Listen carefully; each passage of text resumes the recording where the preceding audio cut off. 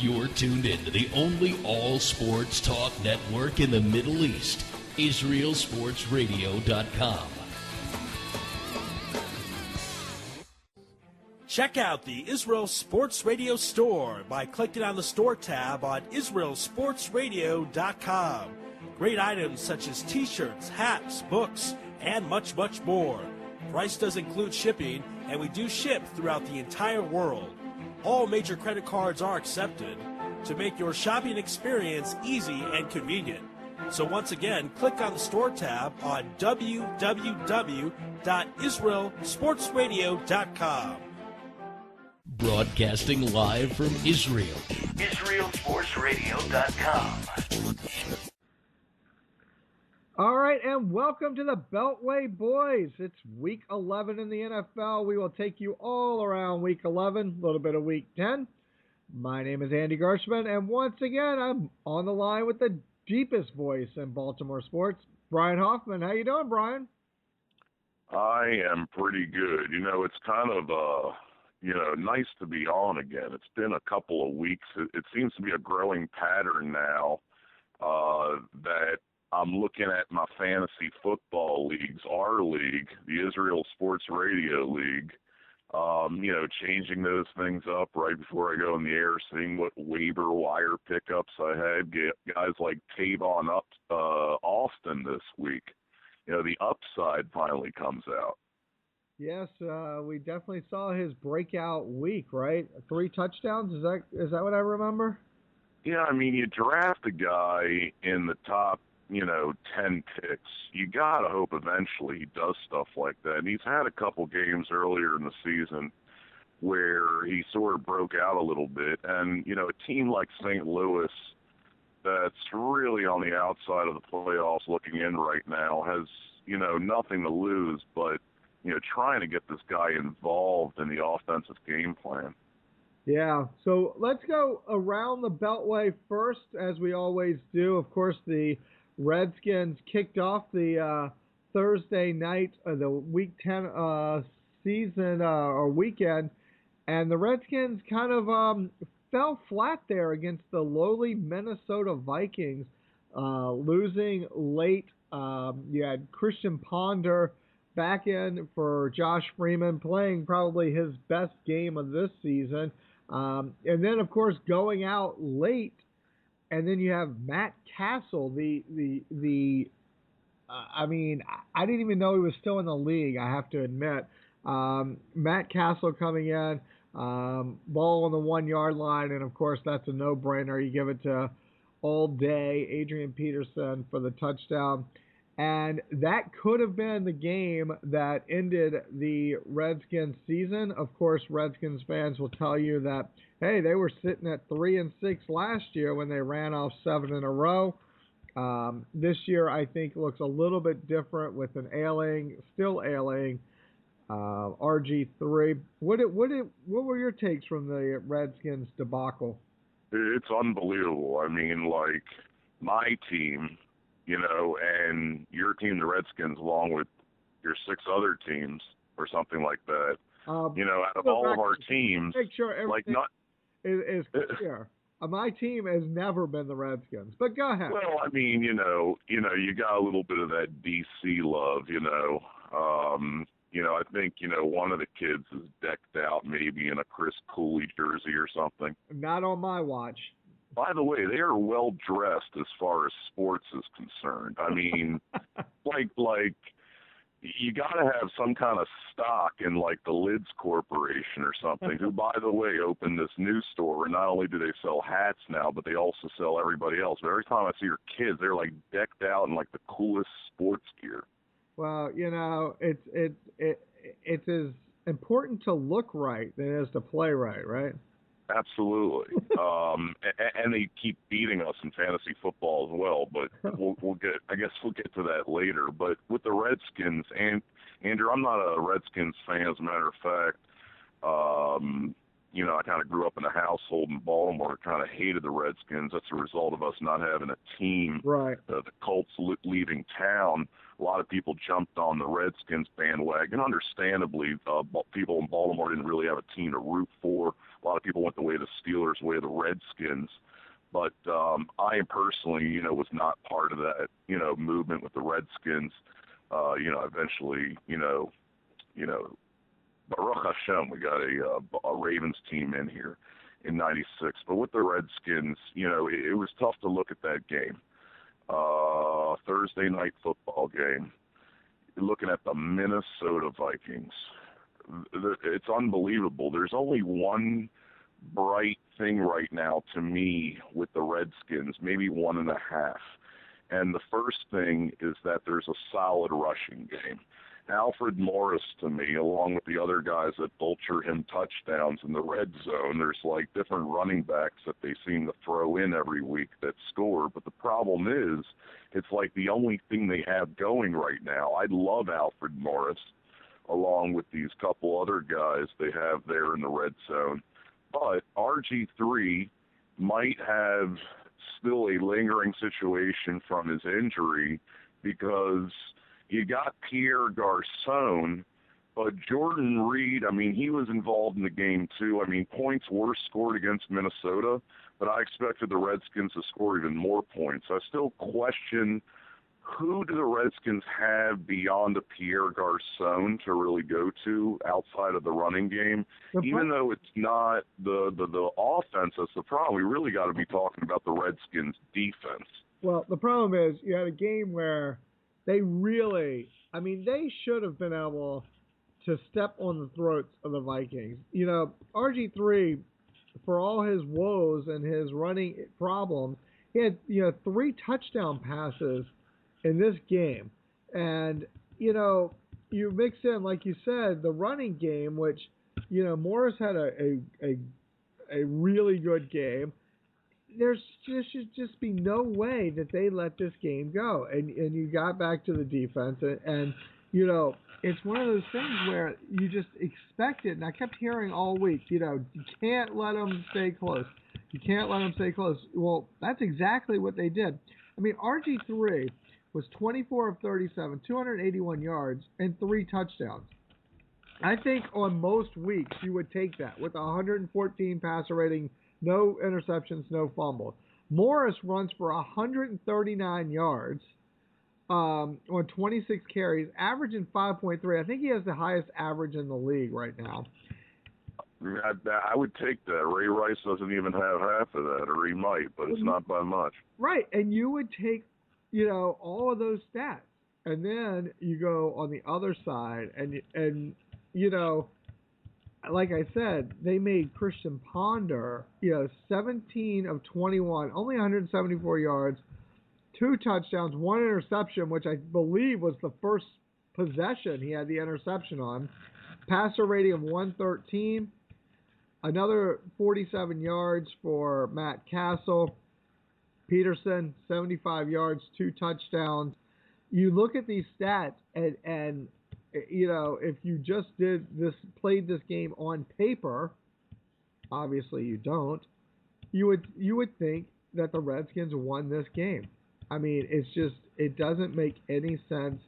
I think they're just, they're missing, I don't know if it's an emotional leader, I'm not sure. I think they're missing a defense, Andy. I think. But Brian, if you look at their, what they gave up, it's not even. Adrian Peterson had his way on the ground. Everybody, I know in fantasy football now is going to start a receiver against that passing defense. Personally, I see it as a no-brainer, especially after what Nick Foles has been doing with Riley Cooper. I picked up Riley Cooper on the wire, and he's a guy that's like a no-doubt start for me against the Redskins. I think he and Deshaun Jackson are set to have one heck of a game.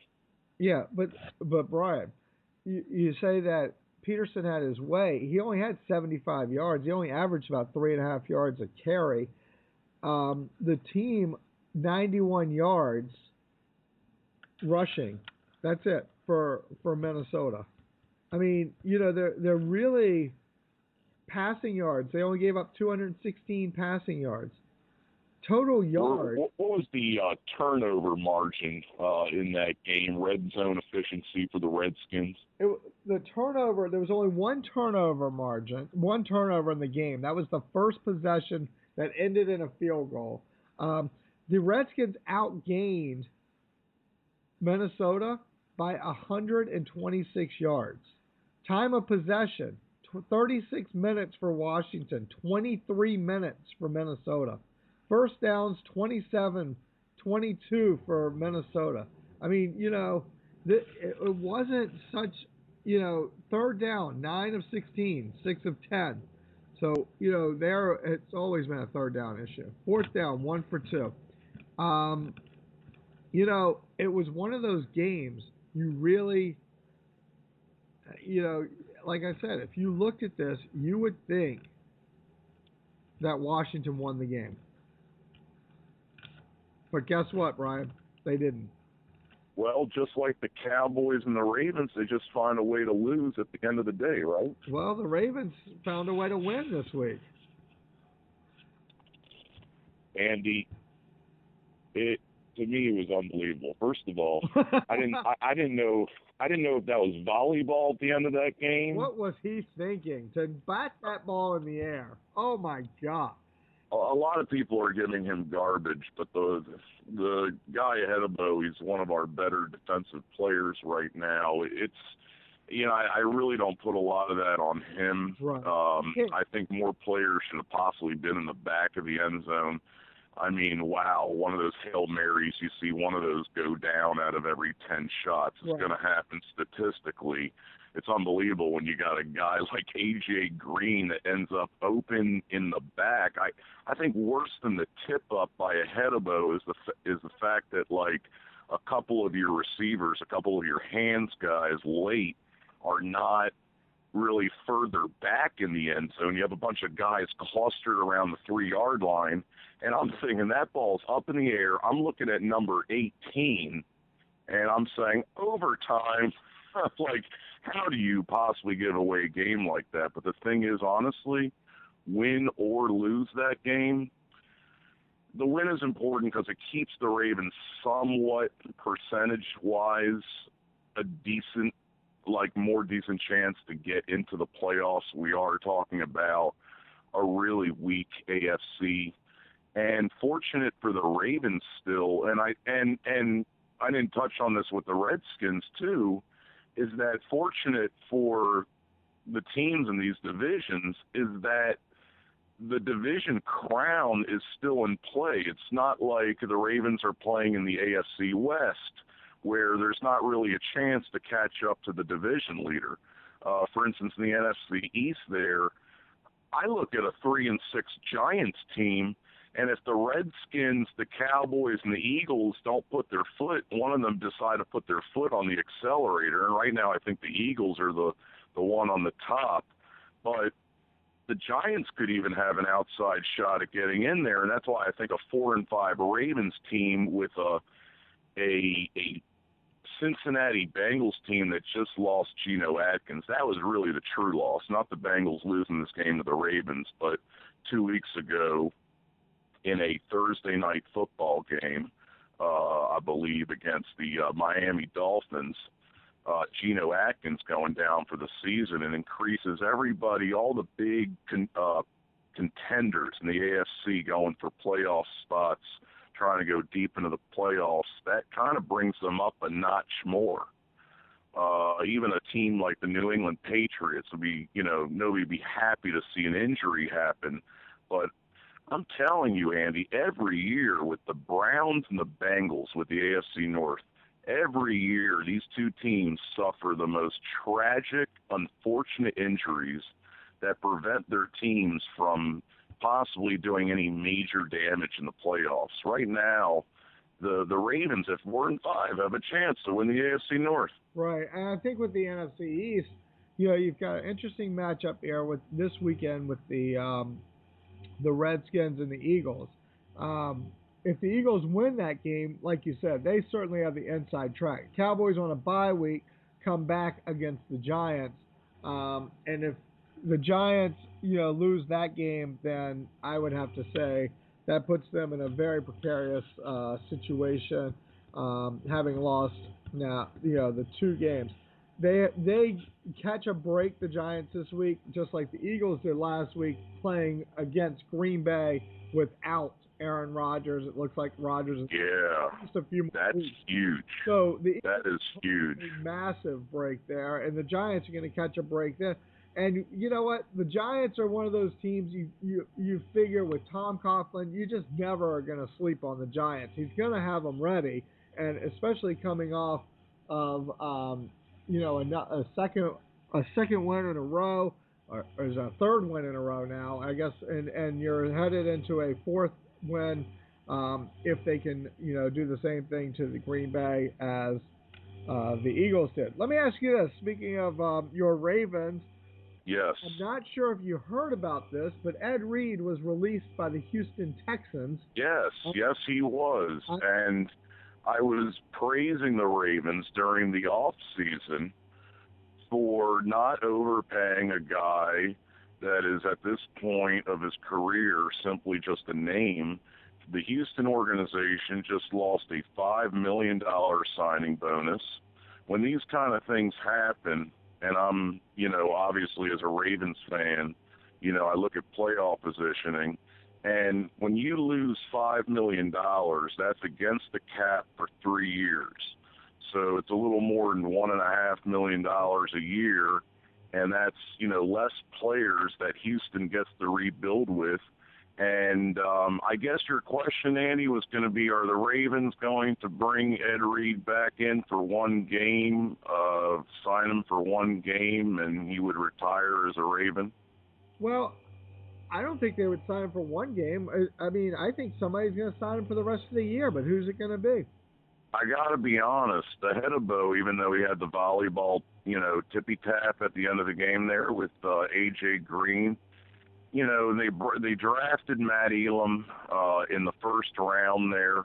That's a high draft pick. They got a couple guys they can throw back there, and I personally, myself, in my opinion, do not see Ed Reed fitting on this team for any more than coming in for one of those one-game signings, retiring with the Ravens as a Baltimore Raven, and eventually going into the Hall of Fame as a Baltimore Raven. Certainly, possibly one of the best free safeties to ever play the game. However, at this point, a former shell of himself, the reason I do not want Ed Reed playing for us the rest of the season, playing for the Baltimore Ravens the rest of the season, is because he had a severe neck injury several seasons ago that kind of, shortened his career somewhat. He was still, again, possibly the best free safety even with this injury, but it's preventing him from being able to tackle. He can still play a ball hawk,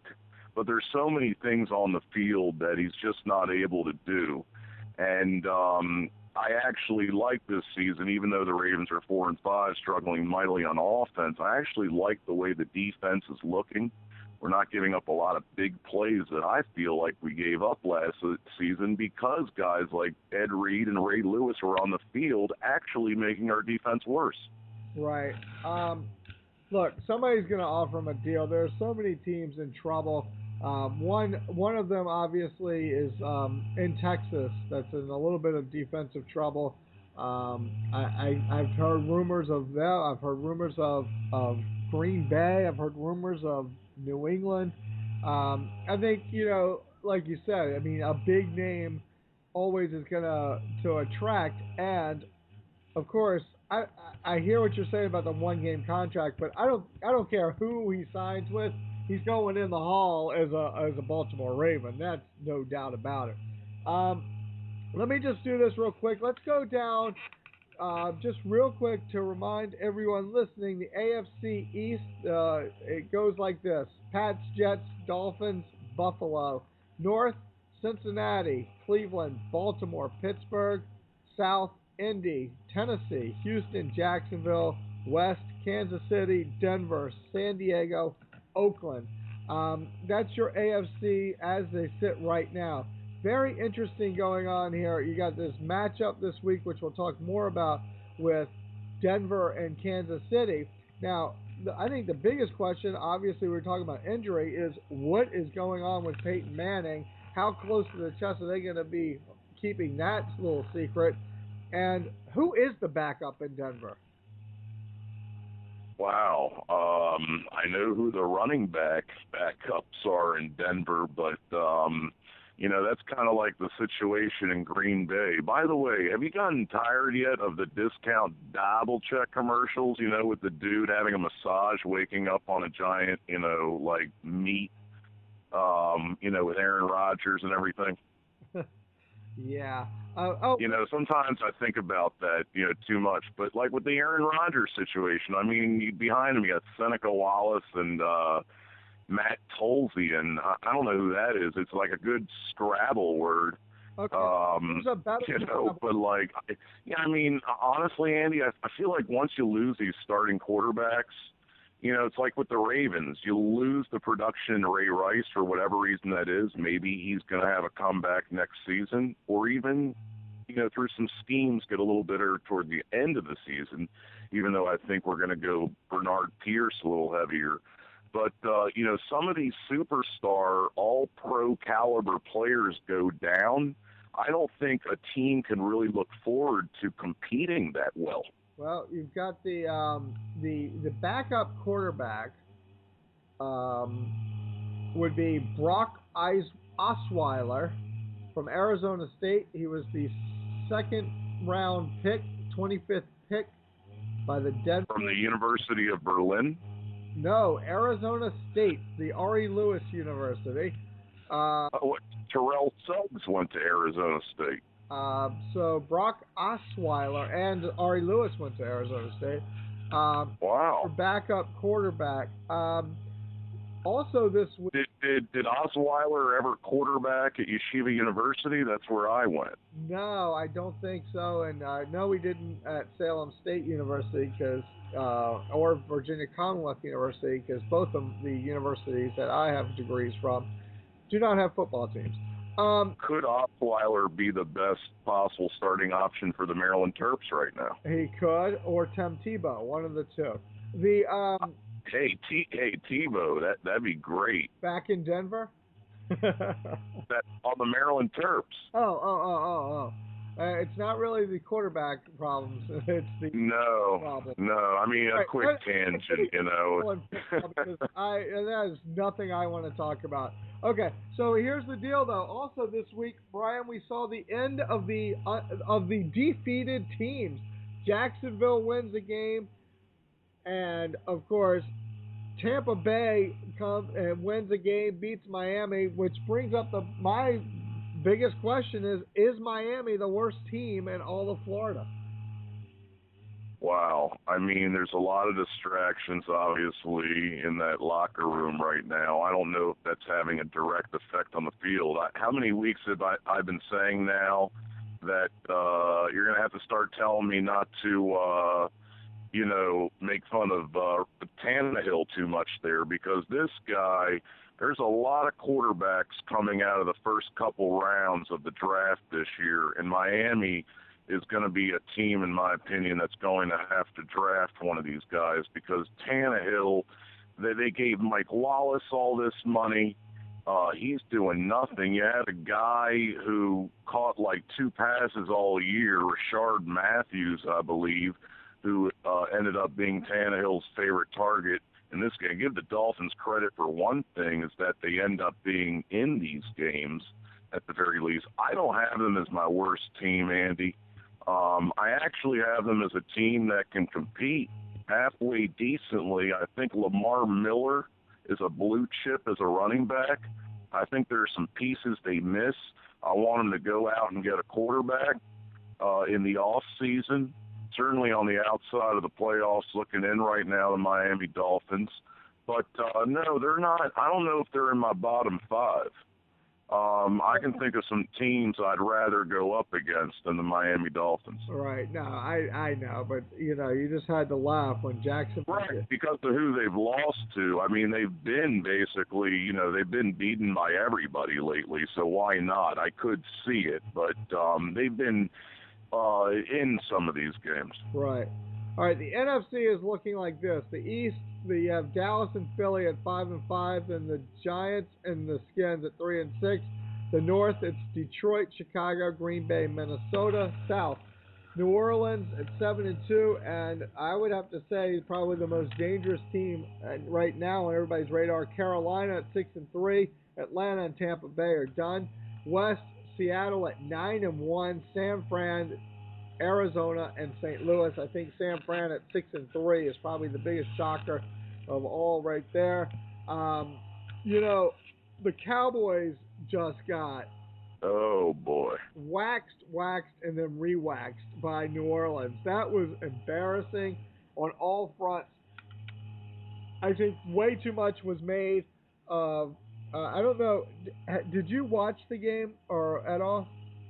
I might have been sending some poppers around Pikesville at the time, Andy, but I was following the game, and basically the Cowboys, to me, it's not just a destruction in this game. It's like a destruction with everything as a whole. We've talked about Jerry Jones.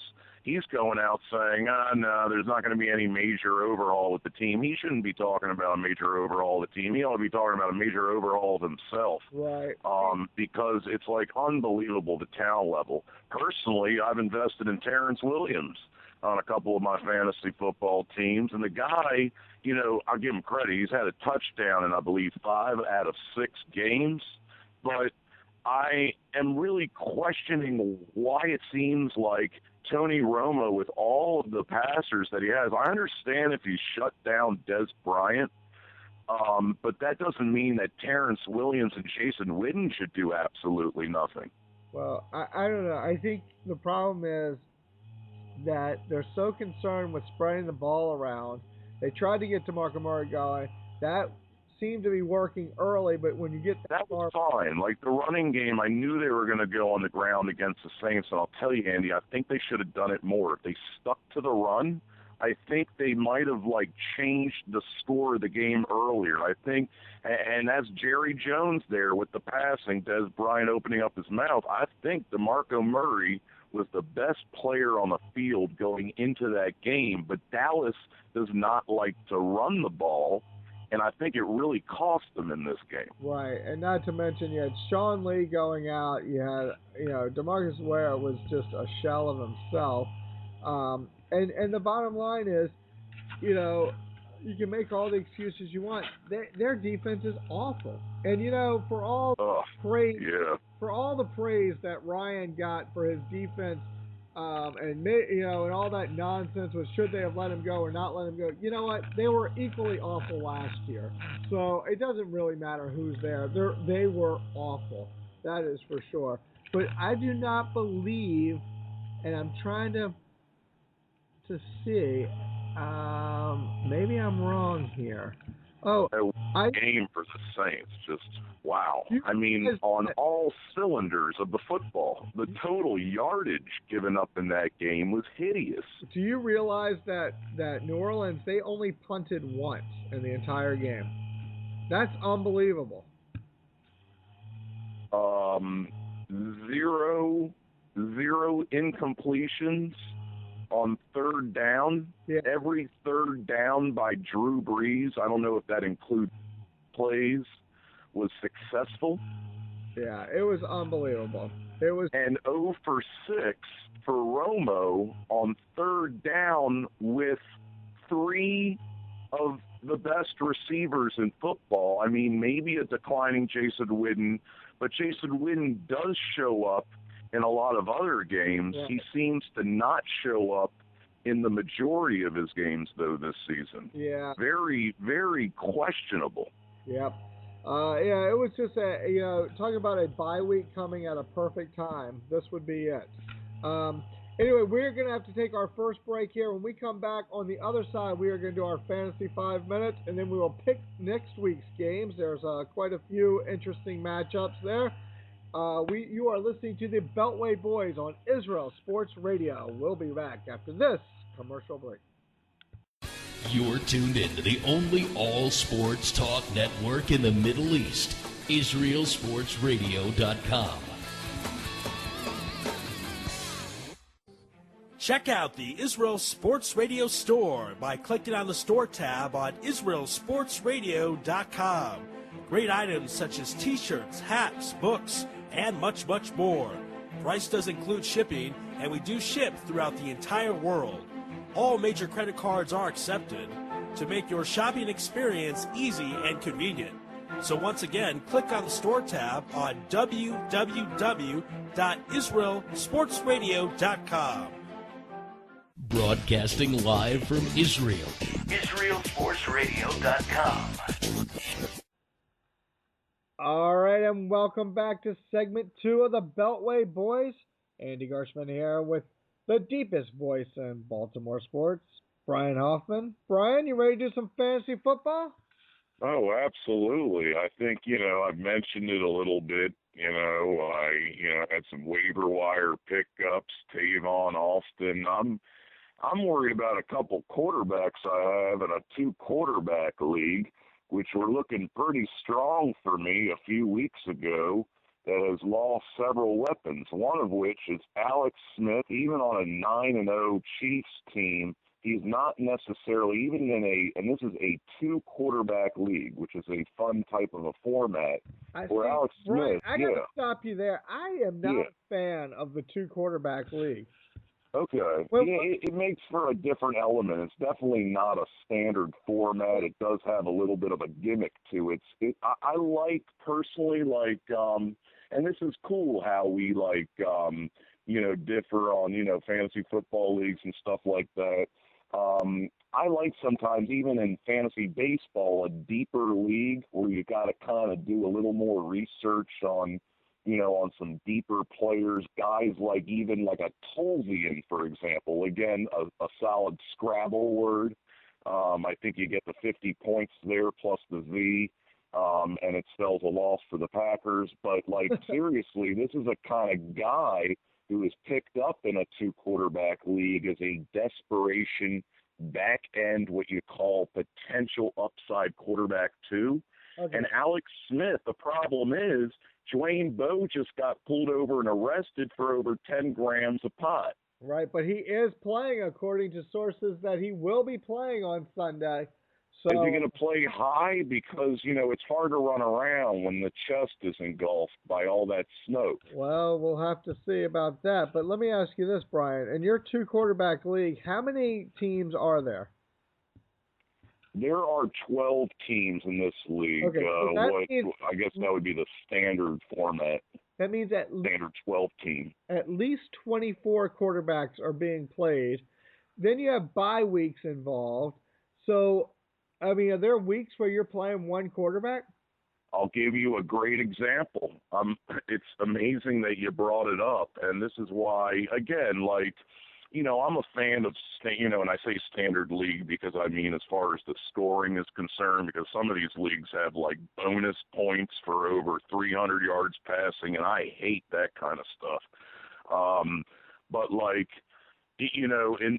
It was a great question you asked. I had Alex Smith on a bye this week. And Andrew Luck is actually my other quarterback, who I feel I'm also worried about is struggling without, having receivers like Alex Smith, even though Dwayne Bowe is somehow playing this week. But I started Maurice Jones-Drew, actually had his top performance as a running back of the season, a guy who's obviously dwindled. But he had close to 14, 15 points, MJD, against a weak Tennessee run defense. And I actually put that into the flex, and that's kind of like a decent quarterback 2 score is 10 to 15 points. What you really want to do is you want to get about 10 points on average, about a dozen points out of your quarterback 2, and then hopefully about 17 and a half I'm trying to get out of a guy like Andrew Luck, with an upside up to 30. Right, and Maurice Jones-Drew did come through because I had him starting also this week. Let's run down the Israel Sports Radio standings, if you will. First place is still Yossi G. Second place is Philly Football. Third place is me, the winner. Somehow with like the third least points in the league, I think. Fourth place, I don't know what you're talking about. Fourth place is the Buses team. Believe it or not, at fifth place, coming in at fifth is Hashem, which you would think Hashem would be in first place. But anyway. Yeah, what's going on with that name? You know, not one of my favorite names in our league. Sixth, with the money sign. Yeah, kind of weird. For the X. Sixth place. His team ain't money. I mean, didn't he lose Justin Blackman? He may have. Sixth place is Ariel's super team. That would be my youngest. Seventh place is, well, that's Deep Voice. I mean, you know, and it's something like with the Ravens, I put Super Bowl 47 in my name, and much like teams in the last several years, there's a pattern of a hangover off of a Super Bowl year. My team didn't have a hangover off of you won the ring last year, Andy, in the Israel Sports Radio League. But I am coming back. I've put together, waiver wire is gold, and some of these guys off the waiver in the middle weeks and even now are performing better than a lot of your quote unquote big names. So a guy like Keenan Allen, for example, I think is the top. You interrupted my. Yes, I apologize. Let me finish the standings, and then we'll get to all your nonsense. Well, again, you're third place. You got me in I'm not last. But you wanted to get to Ari, didn't you? Exactly. Okay, yeah. Place would be my oldest, Jonah's bold team. Not doing too bold, but he is tied with you. Ninth place, Effie's winning team, which is actually losing. And in 10th place, the final spot, Ari Lewis, who is 3-7. And might I add that 2 of those 7 are to me. Okay, that's all I wanted to make sure I got in. It looks like, just in going over, Yossi G put up 122 points this week. He was the top scorer. It looks like margin of victory, biggest blowout of the week went to you, Brian, beating my youngest 80.16 to 51.68. I don't know if you look much at this league because like me in the NFL, when it comes to fantasy, you've got like 30 teams going. So. Well, yeah, I mean, this is probably the second most teams I've ever had. I know a lot of people that do some of them, and it's actually somewhat a form of gambling with some people who actually do thousands of dollars on this stuff. Yeah, that's why I'm in leagues mostly for fun or food money, if you will. But it's a lot of fun, but you're right. When you do multiple leagues, you run into this problem where it's like, I'm starting this guy, but I'm also going up against him in 3 other leagues, and it creates almost this stalemate situation where it's almost like a roll of the dice sometimes. There is a luck factor. Speaking of Andrew Luck, I just have to go off on a rant, not on Ursay, Andy, but just a rant about the passing game right now for the Indianapolis Colts, right, and how it affects Andrew Luck as a fantasy passer going forward. It is difficult. One thing I wanted to bring up, though, we do use the Yahoo format for the Israel Sports Radio League, and each week it gives that percentage, favorite, underdog type of thing. Tells you how many players are remaining. What was interesting, I thought, was come Monday night, it gave me an 88% chance to win. I was winning. I was only winning by a few points over Ari Lewis, but it gave him a 12% chance. Here's what was interesting, and this goes into the whole formula. Ari had 0 players left, okay? Okay. But I was only picked 88%. I had Mike Wallace. So I guess they were saying if Mike Wallace fumbled twice, then Ari would win, which would be the only way I could figure out in my own head and based on the scoring how that would have happened. But it was like if Wallace gets like a couple of fumbles, or if Wallace throws a pick six. Like I'm in a league where if a guy, like if Wallace throws a ball, if a guy throws a pick six, it's -4 points plus 2 points for an interception. You might want to sit a guy down because he could cause you negative points. And then you got a situation where Yahoo, and I personally think, I love Yahoo. I think they put together quite a league. I like using them. I think they're one of the best. I'm not putting in a plug for them, but they're personally the most consistent I've seen. But I think they used to be a little bit better with customer service as far as, emails are concerned, specific questions about leagues, also accuracy in scoring, because it is possible that you can make decisions to possibly sit a player because you might be up 1.75 points, for example, going into a game, and there could be an accuracy change. Sometimes there are stat changes that are done. In the NFL, there's a system where there's a board that reviews all the plays in a game, and sometimes, for example, a rushing touchdown can be called back, or a first down statistically can be called back that can affect the result of a fantasy football matchup. right. Yeah, well, that's how it goes, right? It's one of those things. I would go crazy if it was one of those things that made like the Red Sox win a World Series, right? Well, that could never happen, right? I mean, we're probably going to talk some baseball at another time. I could go on for that, with that one for a while. What, the fact that John Farrell got snubbed for Manager of the Year? That award is extremely subjective. I do give John Farrell credit. You know what? This isn't a baseball show, but because I know how knowledgeable you are about baseball. Here's my point, because many people would tell you, but John Farrell came into a situation where he had much better players.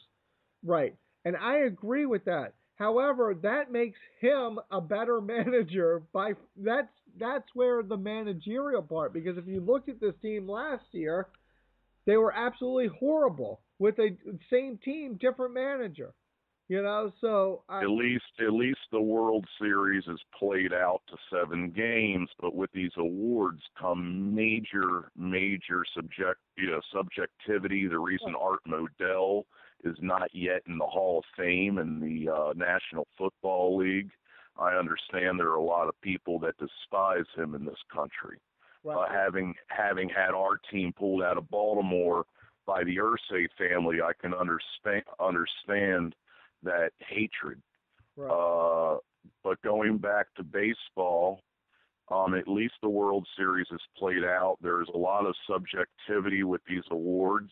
Last year, many could say that Buck Showalter deserved to win Manager of the Year for the Orioles, who came out of nowhere. Yes, the guy for Oakland, his name slips my mind right now, but an excellent season last year with Billy Beane, Oakland Athletics, again this year as well. And he won the Manager of the Year. But Oakland wasn't coming out of a horrific basement of close to 16, 17 years of losing baseball, and what Buck Showalter has done to somewhat revive the city of Baltimore as far as baseball is concerned, even though it didn't get to the playoffs this season. But one could definitely see Farrell as a Manager of the Year. Right. Okay. All right. So fantasy, I just want to mention to you a couple of things going on in our particularly. I am playing against my youngest son, which always is a little bit difficult. Ari is playing against Hashem, which is very difficult. Effie is playing against you. Both of you are 4. Yeah, I'm basically I'm planning on taking Effie down. I lost Julio Jones, but I got Keenan Allen, who in my opinion is the top blue chip receiver. The guy has come out of nowhere, waiver wire, and I got what they call one of the 3 monster receivers in Chicago, Alshon Jeffrey, him along with Marshall and Martellus Bennett. They call them the three monsters. You know, who knows who's throwing to them? Maybe a football machine would be better than Cutler or McClown. Oh, sorry, it's McCown, but the clown situation refers to the passing game there. I mean, but these receivers are excellent fantasy-wise. Right. The problem is you are an 8% underdog in this game.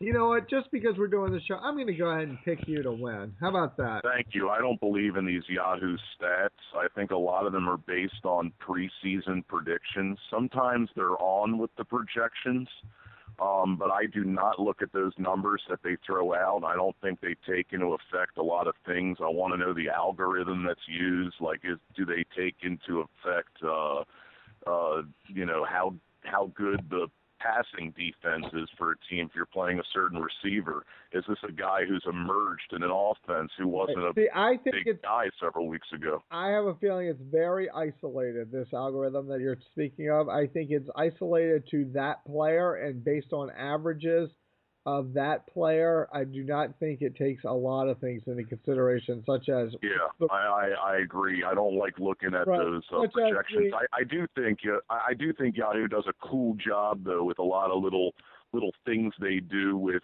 post-game analysis, and I give them a lot of credit. It's probably not easy. I think they're getting very hammered by the fantasy football's getting big. I think they're getting hit hard.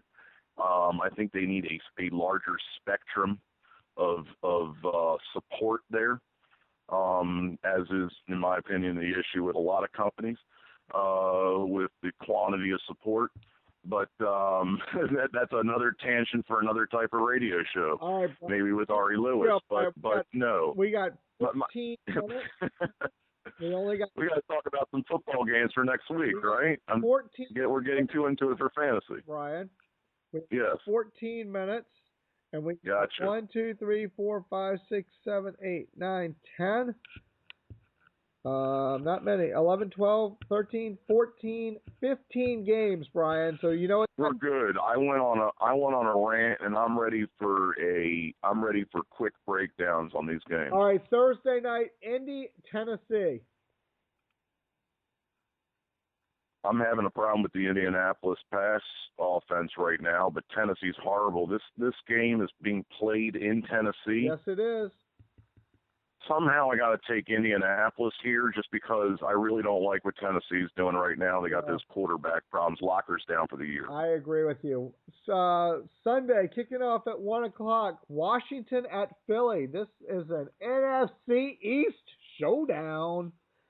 I'm taking Philly real quick here. I think they got the hot hand in the NFC East. I look to them, challenge them to take a grip of this division. I tell you what, I'm going with Philly for one reason, and I never thought I'd ever say this in my life. His name is Nick Foles.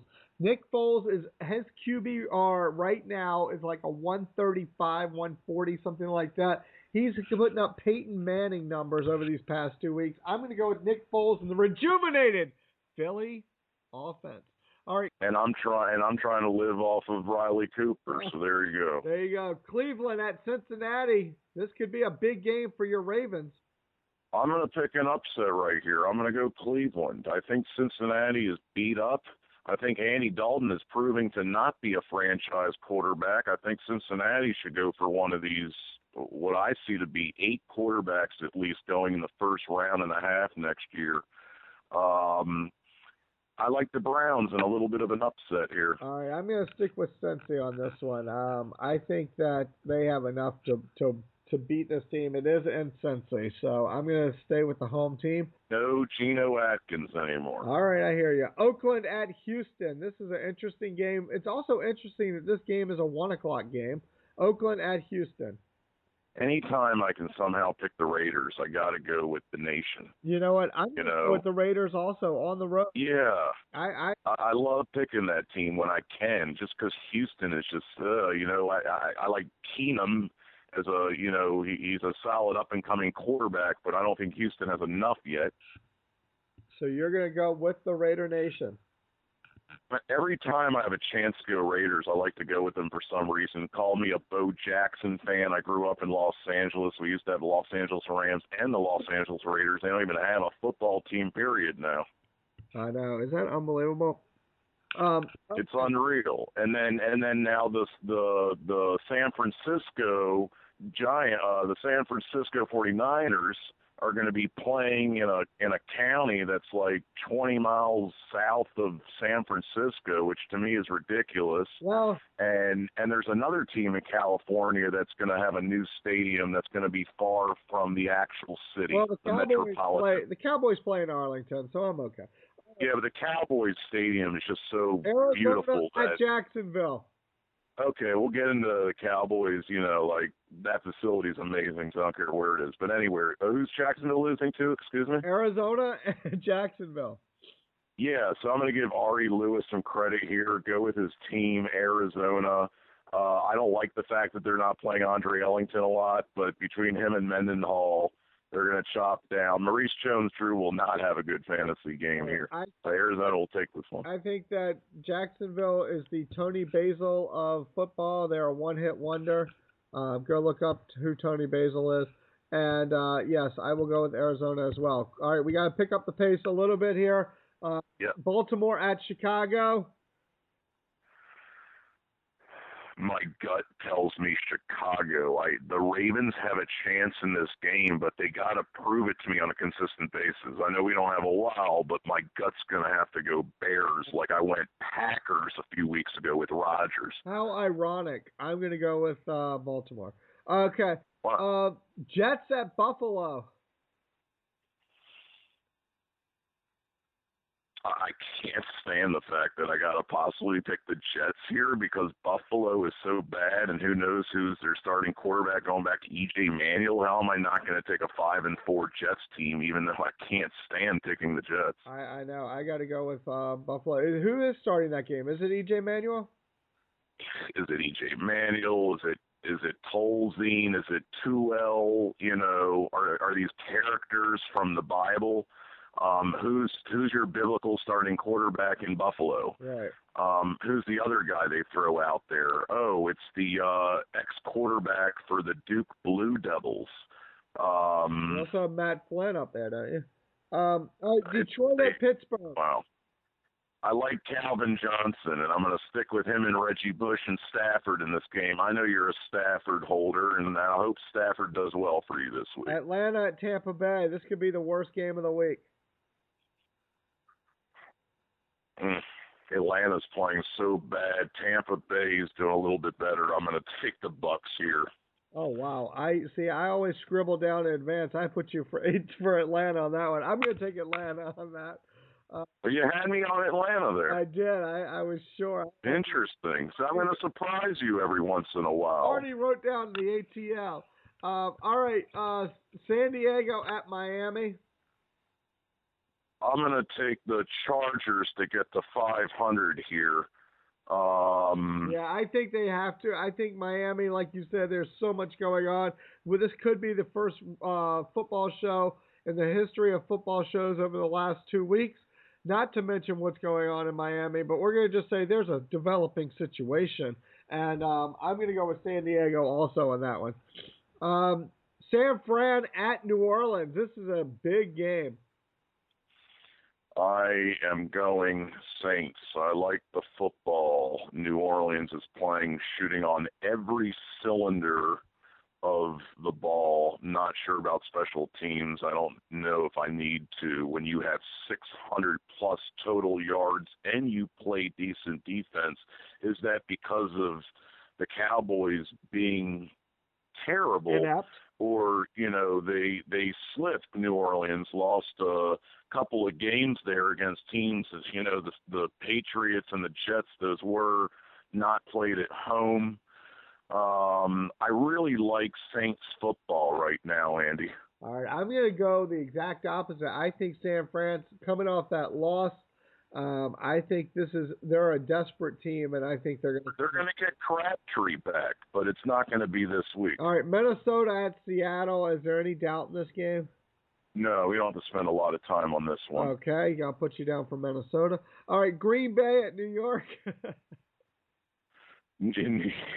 I like how you said New York. The Giants? Yes. Yeah, I'm going to go Giants here. I'm going to go Giants here because do you know what college this quarterback went to, by the way, for the Packers? Which one? Like, did he play in the ACC by any chance? Tolzien. Who is going this week? I'm sorry. I think they're going Tolzien, even though they're trying to pick up a guy maybe to go with next week. I think Tolzien's been given the starting nod. I'm wondering where this guy went to school, but the Giants are going to win this game, I think, because Aaron Rodgers is not in there. Green Bay is a different team. You think they're a different team without Rodgers, huh?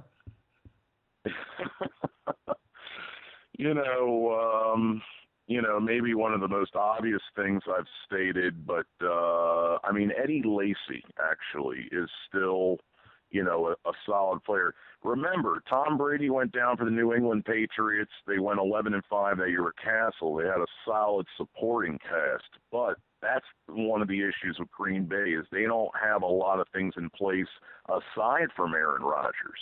Right. Yep. With Aaron Rodgers, they're not necessarily a deep NFC playoff team. Right. Tolzien, by the way, went to the same place as Russell. That would be Wisconsin. All right. Okay. The Sunday night game. Kansas City at Denver. I really don't like Alex Smith's passing offense right now. I'm going to call that an X factor. The situation, Dwayne Bowe, it's kind of strange. I don't like the things that are happening in the locker room in Kansas City leading up to this game. I got Kansas City this week losing its first game. All right. And you know what? I'm going to go the opposite way because I don't believe I hope it happens. I want Kansas City to stay undefeated. I don't believe Peyton Manning is healthy, and I think the Miami Dolphins of 72 need to hold off on the bubbly one more week. And so for that reason, I will go with Kansas City. And the Monday nighter could be a great game, could be an awful game. New England at Carolina. Like I said, Carolina probably the hottest team going. You know who I'm going to be rooting for here. You're going to be rooting for New England. I know that. This game is being played in Carolina. Yes. Am I correct? Yes, it is. And that's actually a decent difference there. So I do believe Carolina plays even better football home. Carolina's playing very solid football right now. This is going to be a very nice test for the Patriots this week. I'm going to take Carolina in this game, but the Patriots have an opportunity in this game on the road to show that, hey, we have a chance to do something in the playoffs in the AFC and not just, we beat garbage City USA every week in and out in the AFC East. Look, I'll give you credit. You've beaten a couple of teams at home, but I want to see the Patriots beat like a few good teams before I can really say what they're going to do in the playoffs. I think this is a big challenge game for the Patriots. But Carolina's playing very solid football, even though Steve Smith is a former shell of himself. I think they have options at running in the running game. New England's defense, though, I'm more impressed with it at this point than I was this time last season with that team. But then again, Aqib Talib, is he going to be healthy or is he not going to be healthy late in the season? All right. But even, I go into this for a while, but New England has an opportunity here, but I want to go Panthers. All right, so this is my Ari Lewis pick of the week. I'm going to go with the Panthers also. Okay. The only thing I can say about this game, the only hesitation I have is that the Patriots are coming off a bye week, and I feel like that could be the week needed to get Brady in check with Gronkowski and Amendola one more time to get that rhythm down. They did put up double nickels against Pittsburgh with, but we'll see how that, Pittsburgh. Andy, I'm so happy you're bringing up the New England game, the Monday Night Football game, because I think there's a guy who's an X factor, in my opinion, a guy who outside of quarterbacks is the number one difference maker in fantasy football right now. And I believe that is Gronkowski as a major X factor in this game and moving forward with the Patriots. That's a problem I see with the Patriots going forward because I do not believe Gronk will last. Right. It'll be interesting. All right, we got to wrap up here, but I want a prediction on you because I'm reading as we speak a story that came in out of the Baltimore Sun talking about when Reed clears waivers. It looks like the three teams that are most interested in him are the Cowboys, the Eagles, and the Patriots. I want a quick prediction. When we speak next week, where will Ed Reed be playing? I would love Ed Reed to go to the Patriots so that they can attempt to do what's not going to happen, which is make him a safety anywhere close to the level of Pro Bowl football that he was playing a few years ago. Like you said, maybe your Cowboys, Andy, and I don't think that's a good thing for their secondary. Oh, well, you know what? Any inspiration in that locker room would be helpful, and I'll take him no matter what. So I'll take him in either place, New England or Dallas. And if he's How much do you think Dallas would pay him? Too much. Yeah, see, that's the only problem. They do not have much money. Because Houston just lost $5 million, Andy. That's why I was happy the Ravens didn't make a move. There was salary, cap room, situation, in the off season already with Anquan Bolden. The Ravens are somewhat in a rebuilding mode.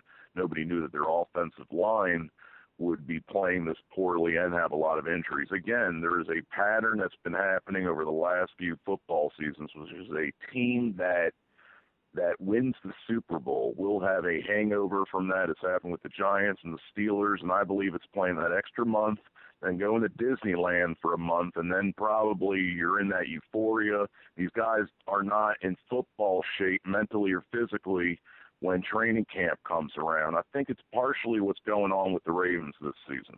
I agree with you. We'll see what happens here in Week 11. It's been a great season so far. I'm sure we will have plenty to talk about next week. As always, it's been a true pleasure and honor to speak with you, Brian, on the Beltway Israel Sports Radio. We will talk to you next week. You're tuned in to the only all-sports talk network in the Middle East, IsraelSportsRadio.com. Check out the Israel Sports Radio store by clicking on the store tab on IsraelSportsRadio.com. Great items such as t-shirts, hats, books, and much, much more. Price does include shipping, and we do ship throughout the entire world. All major credit cards are accepted to make your shopping experience easy and convenient. So once again, click on the store tab on www.IsraelSportsRadio.com. Broadcasting live from Israel. IsraelSportsRadio.com.